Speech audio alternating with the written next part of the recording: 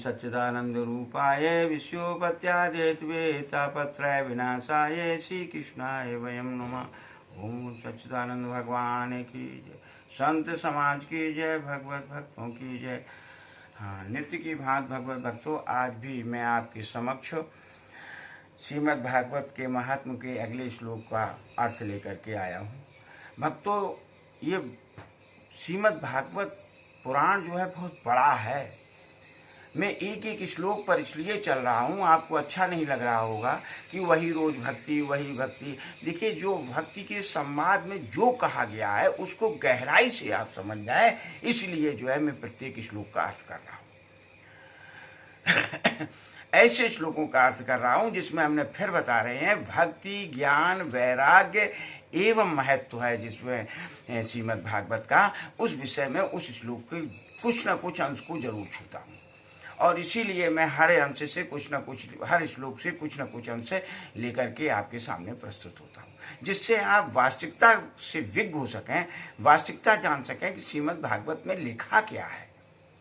तो आइए, इसको आप अन्यथा न लेकर के आप जो है इस पर एक बार सुनने की कोशिश करो कि श्रीमद् भागवत में क्या है। श्रीमद् भागवत बहुत अच्छा पुराण है।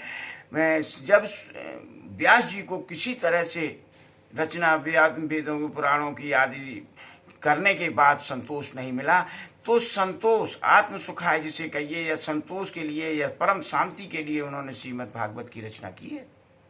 तो श्रीमद् भागवत शांति को प्रदान करने वाली है। दूसरी बात, श्रीमद् भागवत ये विषय ये नहीं कहता है कि तुम अपने कर्म को छोड़ दो। कर्म को कभी नहीं छोड़ना चाहिए। स्वकर्मे निधनम सेयः गीता में लिखा है। कहने का तात्पर्य यह कि जिस अवस्था में, जिस आश्रम में आप जो हैं उसके कर्म को अवश्य करें, उसी से भगवान की प्राप्ति होगी। कर्म में भी तन्मयता, लक्ष्य की प्राप्ति, ये समझ लीजिए भगवान का आदेश है, भगवान के आप पथ पर चल रहे हैं। दुष्कर्म और कर्म सुकर्म का भेद रखना, बस इतना मुझे कहना है। आइए श्लोक पर चलें, समय अधिक हो जाता है। चित्ते वसेत भक्ति अमर मूर्तिया न ते पश्यन्ति। कहने का मतलब, जिस मनुष्य के चित्त में, हृदय में भक्ति का वास होता है, उसे जो है यमराज भी नहीं छूते हैं। प्रेत, पिशाच, राक्षस, असुर स्पर्श नहीं कर सकते उसे। कहने का तात्पर्य, जिसके अंदर भक्ति व्याप्त है, भगवत भावना व्याप्त है, भगवत प्रेम व्याप्त है, उसे कोई भी छू नहीं सकता है। दुष्ट प्रवृत्तियां जितनी भी हैं, दुष्ट आत्माएं जितनी भी इस संसार में, इस ब्रह्मांड में स्थिर हैं या मतलब विचरण करती रहती हैं, वो किसी भी तरह उस भगवत भक्त को छू नहीं सकती हैं। उनके समीपस्थ नहीं आ सकती हैं, विघ्न नहीं डाल सकती हैं। जो भगवान जिसके हृदय में है, ईश्वर की भक्ति जिसके हृदय में है, तो भक्ति का बहुत महत्व है। जब तक भक्ति का महत्व चलता रहेगा, मैं आपको बताता रहूंगा। कहते हैं कि तप, वेद, ज्ञान और कर्म, ये सब भक्ति के आगे कम नीचे पड़ जाएंगे, ये कम महत्व वाले होंगे। कहते हैं कि श्रीमद् भागवत का श्लोक है, हरे ही साधते भक्त्या प्रवाण तत्र गोप का।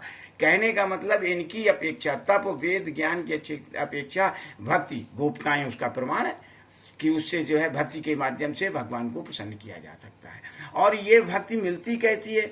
नराणाम जन्म सहस्रेण, सहस्रों जन्मों के बाद जो है ये जो है भक्ति प्राप्त होती है। कहने का मतलब, भगवत भाव आपके अंदर धीरे धीरे जन्म जन्मांतर चलता रहता है। और जो तन्मय भक्ति है, अनन्या चिंतयन्ते माम वाली जो भक्ति है, वो निश्चित रूप से अनेक जन्मों के बाद प्राप्त होती है। अनेक जन्मों के पुण्यों के कर्म के फलस्वरूप भगवान की प्रति निष्ठा होने की वजह से प्राप्त होती है। देखिए क्या लिखा है अगले। नारद जी कहते हैं कि कलौ भक्ति, कलौ भक्ति, मतलब कलयुग में केवल भक्ति, कलयुग में केवल भक्ति ही कृष्णपुर को देने वाली है, कृष्ण के धाम को देने वाली है। न तप, न वेद, न ज्ञान, न यज्ञ, कुछ भी जो है ये आपको व्रत, उपवास वगैरह, ये सब कुछ आपको नहीं भगवान के धाम को दे सकते हैं। केवल दे सकते हैं कलौ भक्ति, कलौ भक्ति।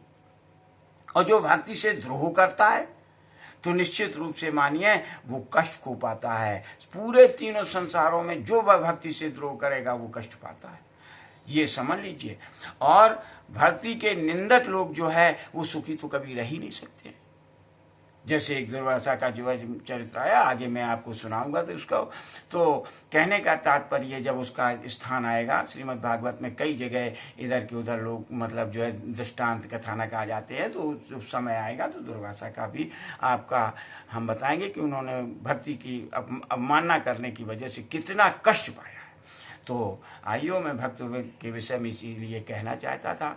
और ये बार बार कहूँगा कि शरीर के द्वारा चाहे भक्ति हो, चाहे तुम्हारा कर्म हो, चाहे कुछ हो, साधन शरीर ही से होते हैं।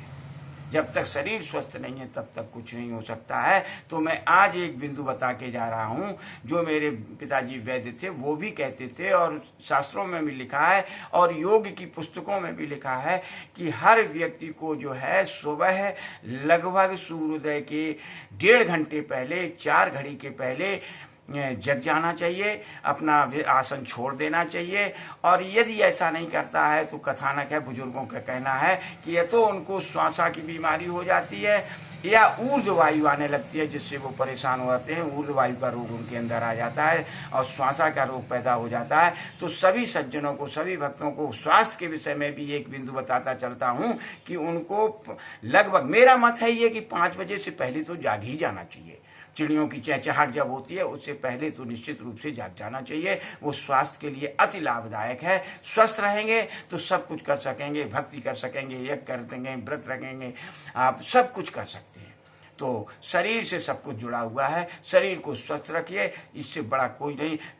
कहे रामायण में भी कहा है कि स्वस्थ शरीर पहला जो है सुख है, पहला सुख निर्मल काया। कहने का मतलब शरीर को स्वस्थ रखना पहला सुख है। तो पहले सुख को यदि प्राप्त करना है तो शरीर स्वस्थ रखिए। सारे कर्मों की सफलता का आधार शरीर स्वस्थ रहना है। धन्यवाद, बहुत बहुत धन्यवाद आपको सब लोगों को। हरि शरणम, हरि शरणम।